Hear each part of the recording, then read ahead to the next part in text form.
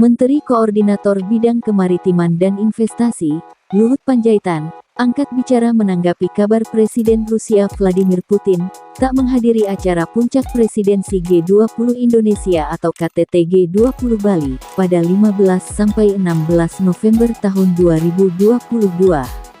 Ia menyatakan telah memperoleh informasi resmi dari pemerintah Rusia terkait ketidakhadiran Putin pada acara Puncak Presidensi G20 Indonesia atau KTT G20 Bali.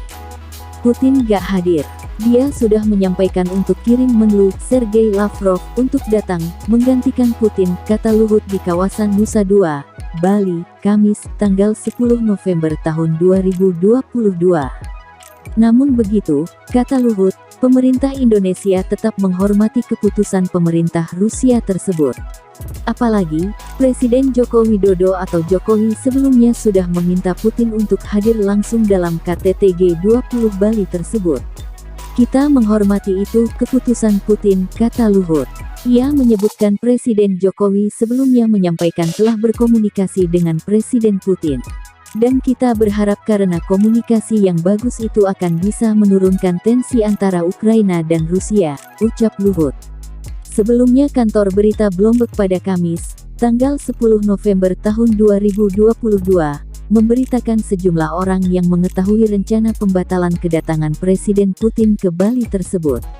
Mereka menyebutkan Kremlin tengah berusaha melindungi Putin dari potensi ketegangan tingkat tinggi atas perang Rusia dan Ukraina.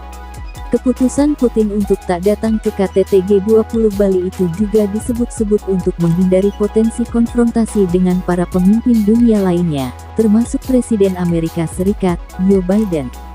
Apalagi, Joe Biden sempat menyebut Presiden Rusia tersebut sebagai penjahat perang. Tak hanya itu, Kremlin juga mempertaruhkan Putin dijauhi oleh para pemimpin Eropa pada pertemuan Puncak Presidensi G20 Indonesia pada 15–16 November di Bali.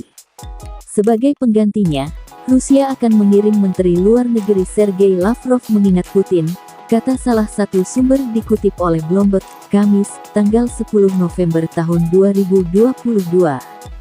Sejumlah sumber tersebut berbicara dengan syarat anonim untuk membahas hal-hal yang belum dikunjungi. Soal ini, juru bicara dari Kementerian Luar Negeri Rusia dan Kremlin tidak segera menanggapinya.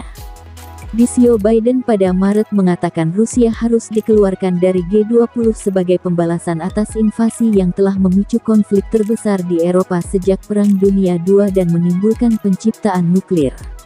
Meski begitu, Jokowi menolak untuk menarik undangan ke Putin karena negaranya, yang memegang jabatan Presiden G20 pada 2022. Indonesia berusaha untuk mempertahankan posisi netral. Sebaliknya, Jokowi juga mengundang Presiden Ukraina Volodymyr Zelensky ke KTT sebagai tamu. Namun, juru bicara pemerintah Ukraina mengatakan Zelensky mungkin hanya hadir sebagai undangan secara online melalui aplikasi Zoom.